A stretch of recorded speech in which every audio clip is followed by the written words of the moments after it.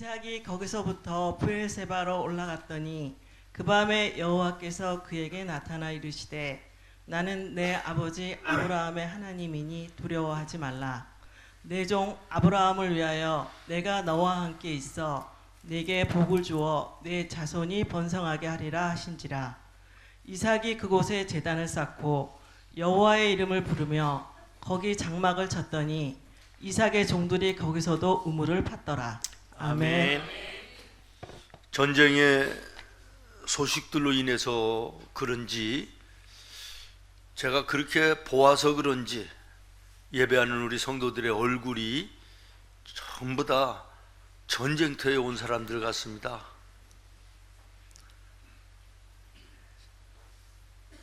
하늘길이 막히고 이제는 그 호르무즈 바닷길까지 막힌다라는 소식 앞에서 이제 세계가 긴장을 하고 있는 이때인데 하나님께서 이 전쟁을 빨리 그치게 해주시고 평화가 이루어지게 하시고 아름다운 그 자유와 평화 속에서 이 땅이 아름다운 모습이 되기를 하나님 앞에 기도해야 되겠습니다. 여러분 그렇게 많이 기도하실 줄로 아나 더 많이 기도하는 한 주간이 되기를 바랍니다. 오늘 설교 제목이 앞길이 열리고입니다. 말 그대로 세상은 분분하지만 그러나 우리 하나님이 목자가 되셔서 나와 여러분이 걸어가는 모든 인생과 신앙의 길이 환하게 시온의 대로처럼 열려지는 은혜가 있기를 예수님의 이름으로 축원합니다.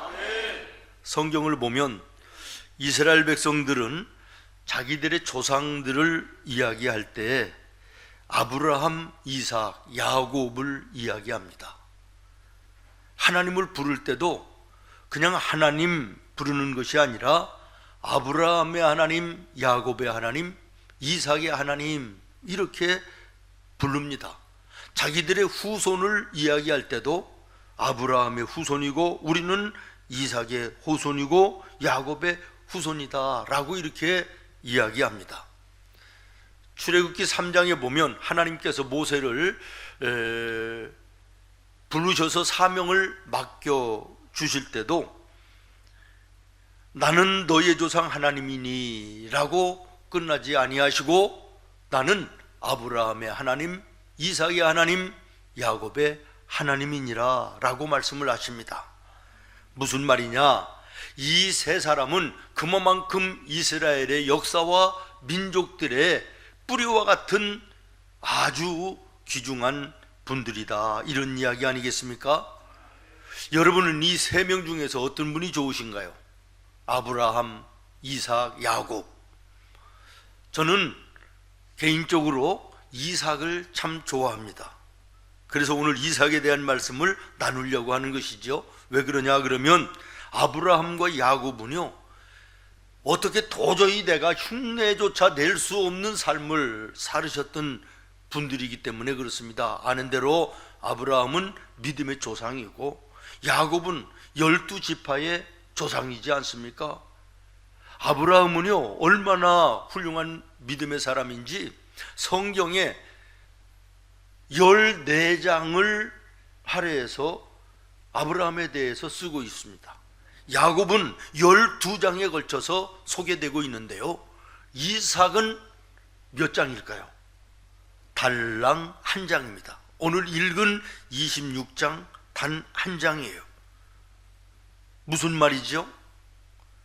세 분 중에 이 이삭이 가장 평범하고 단순한 삶을 사셨다라고 하는 이런 이야기입니다. 그리고 26장을 읽어보면 아브라함과 야곱처럼은 내가 도저히 그렇게 살 수 없는 이런 분들이지만 그러나 내가 좀 애쓰고 힘써보면 이삭은 내가 흉내라도 내면서 따라갈 수 있겠다라고 하는 이런 생각이 들기 때문에 저는 개인적으로 이삭이 참 친근감도 있고 또 어떻게 보면 이삭은요 다분히 인간적인 냄새가 나는 이런 모습들을 이렇게 보여주기 때문에 저는 이삭을 참 좋아합니다.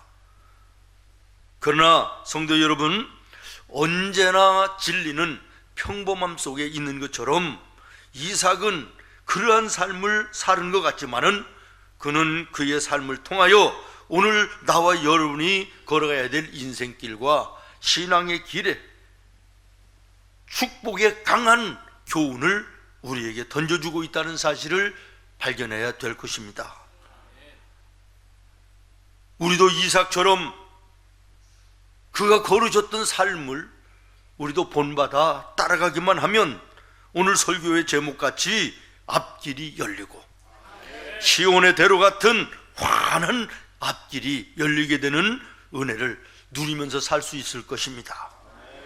첫 번째로 이삭은 예배 중심, 아멘, 예배 제일주의로 살았다. 따라하겠습니다. 이삭은 예배 중심, 예배 제일주의로 살았다. 제가 분명히 따라하라 했잖아요. 제일주의로 살았다는데 이건 왜 안 따라 하십니까?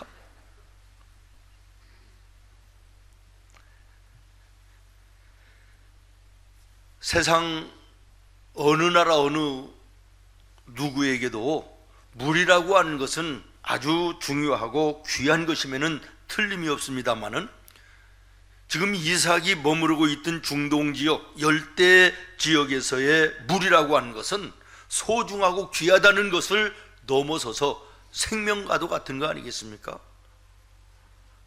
그래서 그들은 어느 곳에서든 옮겨가는 곳마다 가장 먼저 하는 일이 우물을 파는 거예요. 물을 확보해야 되는 것이에요. 물이 없이는 살 수가 없기 때문에 그런 거죠. 그러나 이삭은 그렇게 하지 않았습니다.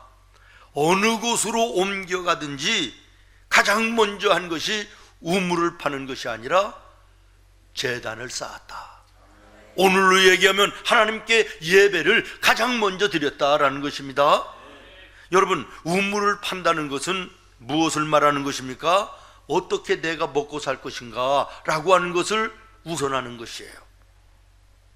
그러나 제단을 쌓았다, 예배를 드렸다라고 하는 것은 무엇을 위해서 살 것인가, 내가 무엇을 위해서 죽을 것인가 라고 하는 인생의 삶의 의미와 목적을 이야기하는 거 아니겠습니까? 여러분, 하나님이 없는 세상의 목적과 의미를 한번 생각해 보십시오. 어떻게 잘 먹고 잘 마시고 잘 살고 부유하고 넉넉하게 살다가 죽냐, 이거 아니겠습니까? 그러나 하나님의 자녀의 삶의 목적과 의미는 달라야 됩니다. 사도 바울은 고린도 교회 성도들에게 권면할 때 고린도전서 10장 31절에 보니까 그런즉 너희가 먹든지 마시든지 무엇을 하든지 어떻게? 다 하나님의 영광을 위하여 하라는 거예요. 먹기 살기 위해서, 먹고 살기 위해서 먹는 것이 아니라 우리 하나님의 자녀들은 먹는 것조차도 하나님의 영광을 위해서 하라는 것이에요. 우리 장로교회 제1신조가 사람이 제일 되는 목적이 하나님을 영화롭게 하고 그 하나님을 영원토록 즐거워하는 것이다, 이렇게 규정하고 있습니다. 그리고 그렇게 살기 위해서는 어떻게 해야 되느냐? 다시 말하면 하나님을 영화롭게 하고 하나님을 기쁘시게 하는 삶을 살기 위해서 우리가 어떻게 해야 되느냐? 첫 번째가 뭐냐? 하나님을 만나는 예배인 것이에요. 예배 생활을 바로 해야 된다는 것입니다. 여러분, 예배 생활이 뭡니까? 예배라고 하는 것은 내가 창조주이신 하나님을 믿습니다. 하나님께서 이 땅의 모든 생사와 복을 주장하시는 분임을 내가 믿습니다 라고 하는 신앙의 고백 아닙니까? 내가 하나님을 믿습니다, 내가 하나님을 경외합니다, 내가 하나님을 사랑합니다 라고 하는 신앙의 고백 아니겠습니까? 또 하나는 예배는 내가 오늘 세상을 바로 살고 있나 라고 하는 것을 하나님 앞에 확인하는 시간입니다. 내가 오늘 제대로 내 인생을 살고 있나? 이 예배의 시간을 통하여, 말씀을 통하여, 기도와 찬송을 통하여 내 자신을 돌아보고 점검하는 시간 아니겠습니까? 또 하나는, 예배는 하나님의 사랑을, 하나님의 은혜를, 하나님의 능력을 사랑하는 자녀들에게 공급하시는 시간이에요. 그렇기 때문에 이 예배가 얼마나 귀하고 소중한 것인지를 알아야 되는 것입니다. 그래서 예배의 성공자가 인생의 성공자인 것이에요. 따라하겠습니다. 예배의 성공자가 인생의 성공자이다. 여러분, 예배만 제대로 해보십시오. 여러분의 삶에 하나님의 은혜와 사랑과 공급하시는 풍성한 은혜로 넘치는 삶이 되는 것입니다. 아이고, 살기도 바쁜데 시간도 별로 없는데 무슨 예배를 그렇게 잊을만 하면 또 드리라고 그러고 잊을만 하면 또 드려야 된다고 그러고 이렇게 해나, 이런 생각을 하는 분이 있을지도 모릅니다. 아니, 먹고 살기도 힘든데 무슨 10의 1조를 띄어서 내라고 그러나, 이러는 사람들이 얼마나 많이 있어요. 하나님은 에덴 동산에 선악과를 왜 만들어 놓고 따먹게 하고 이렇게 속삭이고 이렇게 하나, 이러면서 생각하는 사람들이 있어요. 여러분, 왜 그럴까요? 왜 에덴 동산에 선악과를 만드시고 이것만은 내 것이니 안 된다 라고 말씀하시고 10의 1조 이것은 내 것이니 내게 드리라고 말씀하시고, 예배의 시간 잊을만 하면 또 드리고 잊을만 하면 또 드리고, 왜 그러는 것입니까? 어떤 분이요, 교회 옆에 큰 공터를 가지고 있는 할아버지가 계셨대요.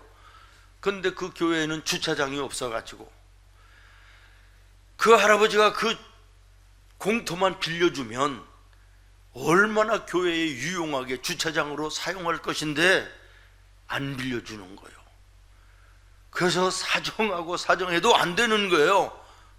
그러다가 10여 년 지나가지고 이 할아버지가 돈도 안 받을 테니까 그냥 무료로 쓰라는 거예요. 그 주차장을 교회에. 올라 감사한 얼굴도 아니네. 얼마나 감사해요. 그런데 조건이 하나 있다는 거예요. 12월 달 한 달만은 못 쓴다.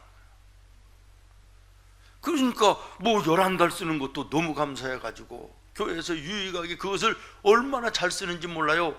근데 한참 이제 지나니까 감사한 마음은 없어지고, 아니 도대체 1년 뭐 보니까 12월 달도 주차장 비워놨더만 뭐 왜 못 쓰게 하나, 불평이 시작되는 거예요. 그래서 이제 목사님이 찾아갔대요. 할아버지, 이유가 무엇인가? 12월 달도 비어있던데 왜 못 쓰게 하냐? 그렇게 얘기했더니 할아버지가 뭐라고 얘기했냐면, 누가 주인인 줄은 알고 써야지, 이렇게 얘기하더라는 거예요. 무슨 얘기인지 이해되세요? 예, 모든 날, 모든 물질, 모든 게 하나님 것이에요. 그런데 우리에게 사용하라고, 자유롭게 사용하라고 허락하신 것뿐이에요. 그런데 우리는 이걸 감사할 줄 모르고 원망하고 불평한다는 것이에요. 주인이 누군가는 알고 살아야 되지 않겠습니까? 예배가 이것을 의미하는 것이에요. 10의 1조가 이것을 말씀하시는 거예요. 에덴 동산의 선악과가 이것을 하나님이 말씀하시고자 하는 것임을 기억하시기를 바라요. 여러분, 예배는 하나님이 하나님됨을, 내가 하나님의 자녀됨을 확인하는 시간이에요. 얼마나 귀한 시간인지 모릅니다. 효자와 효녀가 어떤 사람입니까? 기름지고 용돈 많이 드리는 게 효자와 효녀가 아니고, 부모님에게 자주 찾아뵙고 자주 연락하고, 이것이 효자, 효녀 아니겠습니까? 예배에 자주 올라오시기를 바라요. 우리 둘째 아들한테 친구 하나가 지난 추석 때인가 만났는데, 야, 효도가 다른 게 효도가 아니더라. 아버지 어머니한테 손주 안겨주는 게 가장 큰 효도더라 그러더래요. 맞아요. 여러분 부모님 자주 찾아뵈시고 뭐라? 예? 살아계시면 자주 찾아뵈시고 가끔 여러분 신앙생활 속에 전도해서 손주도 좀 하나님께 안겨드리고 그래야지 효자지. 그래 효녀지. 예배 성공자들이 다 되기를 바라요. 이삭은 어디를 가든지 먹고 사는 게 먼저가 아니라 하나님께 예배하는 것이 먼저였다. 이것 때문에 하나님께서 이삭과 함께 하셨다는 사실을 기억하십시오. 그 다음에 두 번째는 이삭은 다투고 싸우고 미워하고 움켜쥐고 탐욕으로 살지 않았다는 것이에요. 양보하고 손해보고 용서하고 나누어주면서 살았다라고 하는 것입니다. 여러분 26장 말씀을 1절부터 계속 읽어보시면 이삭이 자기 나라에 흉년이 들어가지고 살기가 힘드니까 블레셋 나라 이방 나라에 옮겨가서 이사가서 사는 거예요. 블레셋 지역에 자리를 잡고 이제는 살만하고 안정될 만하니까 블레셋의 왕 아비멜렉이 군인들을 끌고 와가지고 나가라는 거예요. 밀어내는 거예요. 그래서 이삭이 그랄 지방으로 옮겨갑니다. 또 거기서 안정되고 이제는 살만하니까 그랄의 원주민들이 왜 우리 땅에 와가지고 이 땅이 우리 건데 여기 와서 너희들이 사느냐 이러고 또 달려드니까 또 다른 곳으로 옮기는데 그 다음에는 에색, 그 다음에는 신나, 르호봇, 부엘사바. 오늘 성경에도 보면 무려 6번씩이나 이삭은 옮겨 다니면서 사는 것을 보게 됩니다. 가면 제단을 먼저 쌓고 그 다음에 우물을 파고 안정될 만하면 밀어내고 그런데 여러분 생각 한번 해보십시오. 우물 하나 팔기가요 오늘처럼 중장비 있어가지고 이거 동원해서 우물 파던 시대도 아니잖아요. 전부 다 손으로 파야 되는 거 아닙니까? 뭐 여기처럼 우리나라처럼 어디를 파도 물이 뭐 솟아나는 이런 지역이 아니지 않습니까? 그러니 몇 날 며칠 심지어는 뭐 한두 달 파도 물이 안 나오는 이런 것도 있을 수 있지 않겠어요? 얼마나 많은 수고와 얼마나 많은 힘듦이 있었겠느냐. 그런데 이제는 안정될 만하면 계속해서 쳐들어오고 밀어내고 쫓겨가는 이런 삶을 살았으니 얼마나 피곤한 삶을 살았겠느냐라는 것이에요. 그런데 여러분 여기에서 중요한 것이 뭐냐 그러면 16절이에요. 오늘 본문의 말씀 16절입니다. 시작.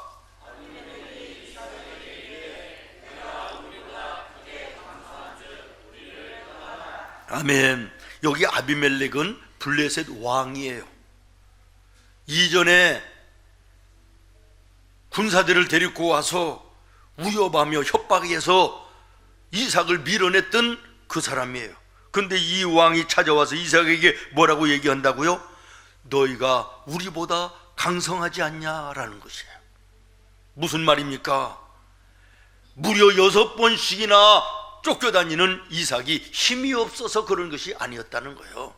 얼마든지 그들과 더불어서 싸워서 이길 수 있는 힘과 능력과 무력이 있었음에도 불구하고 양보했다는 거예요. 손해가 나지만은 용서하고 양보했다는 것이에요.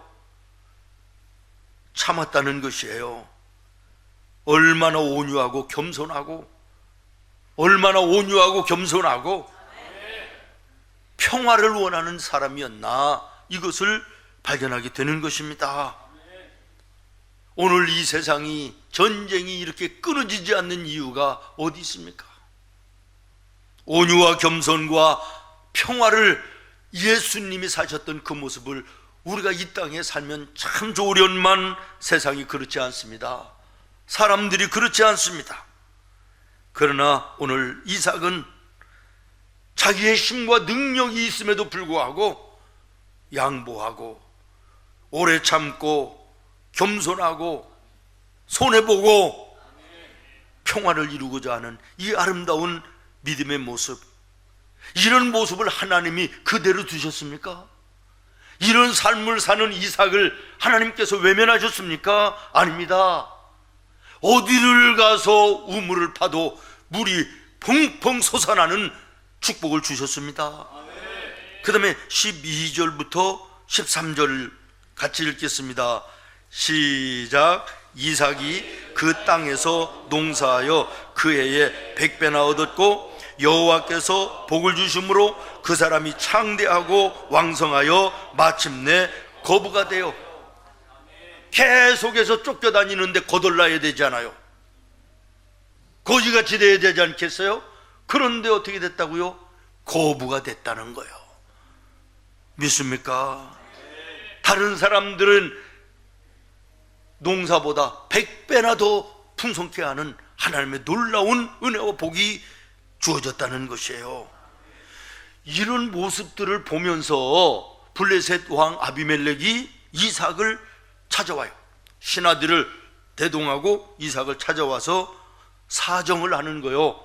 28절부터 29절입니다. 쭉 내려가서 28절부터 29절 시작. 그들이 이르되 여호와께서 너와 함께 계심을 우리가 분명히 보았으므로 우리의 사이 곧 우리와 너 사이에 맹세하여 너와 계약을 맺으리라 말하였노라.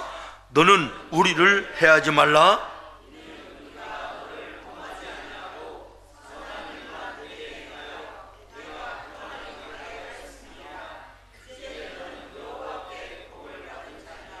아멘. 쉽게 얘기하면 이 블레셋 왕이요, 이삭 앞에, 죄송해요 이런 표현을 해서, 꼬리를 내렸다 이런 얘기예요. 그랬더니 이삭이 우쭐해가지고 이놈아 보아라, 너 우습게 봤지? 뭐 이랬습니까? 소용없다 그리고 내쳤습니까? 아닙니다. 그 다음 30절로 31절 시작. 이삭이 그들을 위하여 잔치를 베풀매 그들이 먹고 마시고 아침에 일찍이 일어나 서로 맹세한 후에 이삭이 그들을 보내매 그들이 평안히 갔더라. 아멘. 악을 악으로 갚지 않았다는 거예요. 악을 선으로 갚았다는 거예요. 예수님이 말씀하신 것처럼 오리를 가자 그랬더니 심리를 가졌다는 것이에요. 속옷을 달라 그랬더니 겉옷까지 벗어줬다는 것이에요. 얼마나 온유한 사람입니까? 얼마나 평화와 화평을 원하는 이삭이었는가라고 하는 것을 보게 되는 거 아닙니까? 화평케 하는 자가 복이 있나니 그들이 하나님의 아들이라 일컬음을 받을 것이며. 아멘. 마태복음 5장 9절의 말씀입니다. 사랑하는 성도 여러분, 인생길 그다지 길지 않습니다. 다투고 싸우고 미워하고 움켜쥐고 탐욕을 가지고 살기에는 너무나도 짧고 아까운 세월들 아닙니까? 만약에 집사님 오늘 내가 죽는다, 오늘 저녁에 내가 죽는다, 기분 나빠요? 오늘 내가 마지막 날이다 라고 했을 때, 내가 좀 더 벌었어야 되는데, 좀 더 출세했어야 되는데, 좀 더 좀 저금 좀 했고 쌓아놓고 살았어야 되는데, 뭐 이럴 사람이 있겠습니까? 오늘이 마지막 날인데 내가 보복을 하고 내가 끝내야 되는데, 원수 갚고 끝내야 되는데, 이럴 사람이 있어요? 10명이면 10, 100명이면 100명 다 그런데요, 왜 지금까지 내가 사랑하며 못 살았을까?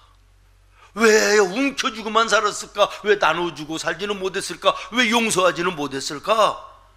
이런다는 거예요. 그런데 여러분, 왜 죽음 앞에서만 그렇게 해야 돼요? 딸이에요. 오늘 그렇게 살자. 여러분 그렇게 사시기를 바라요. 100년 200년 살 것처럼 정신없이 세상에 휘둘려 살지 말고 하나님 바라보면서 양보하고 손해볼 줄 알고 용서할 줄 알고 나눠줄 줄 아는 예수님이 사셨던, 예수님이 우리에게 말씀하셨던 그런 삶을 살아야 돼요. 입으로만 빛과 소금 되게 하여 주시옵소서 그런다고 되는 것입니까? 아닙니다. 그렇게 살아야 되는 것이에요. 마지막으로 이삭은 낙심할 환경, 절망할 상황, 가로막는 역경 앞에서 무릎 꿇고 항복하지 않았다는 거예요. 아멘. 오히려 소망을 붙들고 새로운 곳을 찾아서 앞으로 전진해 나갔다는 것입니다. 여러분, 그럴 수 있었던 비결이 무엇일까요? 이삭이 그럴 수 있었던 비결이 무엇일까요? 하나님께서 여기까지 함께 하셨다, 앞으로도 함께 하실 것이다, 이런 확신이 있었기 때문 아니겠습니까? 이러한 거룩한 배짱이 그에게 있었기 때문 아니겠습니까? 이런 이삭에게 어떠한 일이 이루어졌습니까? 오늘 설교의 제목처럼 앞길이 열리고, 아멘. 블레셋에서 안 되니까 하나님께서 그랄로, 그랄에서 에색으로, 에색에서 신나로, 르호봇으로, 부엘사바로 계속해서 인도하여 주시는 거예요. 무슨 말씀입니까? 하나님의 사람은 어떠한 환경을 만나도 그 앞에 무릎 꿇지 않고 하나님을 바라보기만 하면, 아멘. 하나님은 얼마든지 새 길을 준비하시고 열어주시고 함께 해주신다는 것이에요. 여러분, 실패한 자리에서 주저앉아 있으니까 실패지, 실패한 자리에서 다시 일어나면 그 실패는 실패가 아닌 것입니다. 하나님을 바라보고 일어나시기를 바라요. 하나님을 바라보고 하나님을 붙들고 일어나시기를 바랍니다. 하나님의 말씀을 붙들고 일어나시기를 바랍니다. 혹시 목사님 그런 인생의 어려움을 안 겪어보셔서 그렇게 말하지, 정말 힘들어봐요, 그게 되나? 이렇게 이야기하는 분이, 이렇게 생각하는 분이 없으시겠지만 있을 수도 있겠다, 이런 다른 노파심이 많아가지고 그런 생각이 들더라고요. 아닙니다. 제가요, 부교역자까지 오면 지금 목회가 50년이에요. 네 식구, 세 식구만 살아도 집안에 이런저런 별스러운 일이 많은데 수십 명, 수백 명의 성도들과 함께 50년을 살아오는데 무슨 일이 없었겠어요? 무슨 일이 없었겠어요? 오늘 우리가 예배드리는 이 예배당 건축 아닌 건축을요, 언제 했냐면요, IMF 때 했어요. 아이고, 정말 대책이 없어요. 방법이 없는 거, 길이 없는 거예요. 하나님 죽이십시오. 그리고 강제상 이 뒤에 대자로 뻗어 눕고 우리 집사람과 집사님들 두세 명이 여기저기 뛰면서 길을 찾는데 하나님께서 그 모습을 보시고 길을 열어주시더라고. 나는 정말 방법이 없습니다. 하나님밖에는 없습니다. 이 대자로 뻗어 있는 모습이 불쌍했든지 하나님께서 만날 사람들을 만나게 하시고 환경을 만들어 주시고 길을 열어 주시더라고. 이 밤이 안 샜으면 좋겠다, 이런 날들이 한두 번이 아니에요. 거기에 엎친 데 덮인다고 어떤 나쁜 예수 믿는 사람은 아니었던 것 같아. 그냥 교회 다니는 사람이 우리 교회 살림을 맡아가지고요, 이 집 저 집 돈을 수억을 해가지고 또 도망가더라고. 그러니 얼마나 말도 마. 가정적으로는 우리 아이가 엄청난 사고를 만난 적도 있고, 신천지가 우리 교회에 들어와서 교회를 통째로 흔들려고 하는 이런 일도 있었고, 수도 없는 일들이 있었지만, 그러나 그 자리에 주저앉아 있지 않고 하나님 바라보고 붙들고 일어나. 그러니 하나님께서 길을 주시고 시온의 도로가 열리도록 은혜 주시고 여기까지 인도하심을 저는 감사합니다. 여러분, 우리가 잘 아는 러시아의 그 도스토옙스키 유명한 소설가 아닙니까? 근데 이분은 일평생을 간질로 고생했대요. 간질로. 그거 참 괴로운 병입니다. 그런데 그는 뭐라고 이야기하느냐 그러면 이 병은 거룩한 병이다. 하나님이 나를 만져주시는 손길이다. 이렇게 얘기했다는 거예요. 대단한 분 아닙니까? 이분의 인생을 보면요, 시베리아 벌판으로 유배를 당하기도 하고요, 그 아내와 자녀가 죽기도 하고요, 강제 노동에 끌려가기도 하고요, 일평생을 여러 가지 간질병만 아니라 많은 질병으로 고생을 하던 그런 인생이었다는 거예요. 그럼에도 그가 하나님을 놓지 않고 붙들고 바라볼 때 하나님께 그 은혜를 주셨어. 모든 인류의 마음속에 영원히 남을 명작들을 만들어내잖아요. 저도 읽어봤지만 죄와 벌, 까라마조프의 가의 형제들, 뭐 이런 소설들 얼마나 유명합니까? 우리가 잘 아는 사도 바울도요, 복음을 위해서 장가도 안 가고 일평생을 복음을 위하여 헌신했던 사람이에요. 그러면 하나님이 어떻게 하셔야 돼요? 건강 주셔야 되고 형통하게만 해주셔야 되는 것 같지 않습니까? 그런데 사도 바울이 육신의 질병이 있어가지고 폭하면 아픈 거예요. 힘든 거예요. 그런데 바울이 뭐라고 얘기합니까? 이 내 몸의 질병은 나를 하나님 앞에 교만하지 못하게, 자만하지 못하게 하나님이 사랑하시는 손길이다. 이렇게 고백했다는 거예요. 여러분, 이게 얼마나 아름다운 모습입니까? 믿음 아니면 해석할 수 없는, 이해할 수 없는 이야기 아닙니까? 여러분, 오늘 본문의 이삭으로 한번 다시 돌아와 보시기를 바랍니다.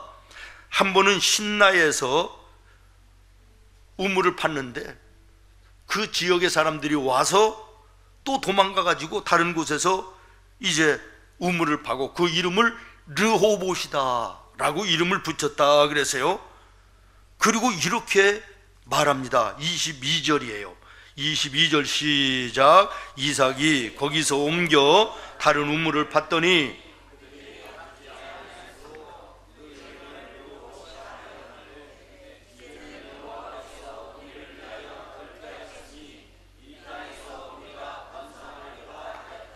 아멘.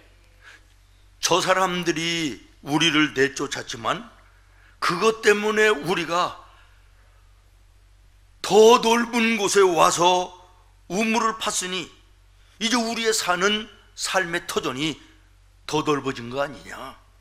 그리고 이 넓어진 터전에 하나님께서 이전보다 더 큰 번성으로 복을 주실 것이니 감사하지 않냐는 거예요.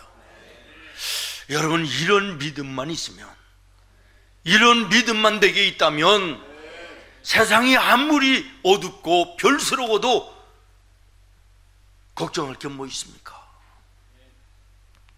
사랑하는 성도 여러분, 세상이 어지럽고 혼란스럽고 환경과 여건이 안 좋은 것이 문제가 아니라 나의 믿음이 변함없이 하나님을 바라보느냐 없느냐, 이것이 문제임을 기억하시기를 바랍니다. 일어나세요, 일어나세요. 주님이 함께 하시잖아요. 주님이 함께함을 믿는다면 이길 수 있잖아요. 할렐루야.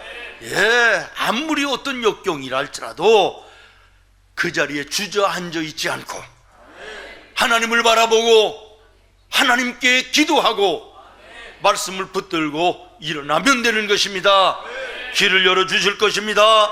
시온의 대로 같은 은혜를 주실 것입니다. 말씀 마칩니다. 이삭은 어느 환경 속에서도 예배를 가장 중요하게 여겼다. 두 번째로 그는 모든 사람들과 더불어 화평하기를 이루는 삶을 살았다. 어느 환경 속에서도 이삭은 소망을 잃어버리지 아니하고 하나님을 바라는 믿음 변치 않고 하나님을 바라보았다는 것입니다. 이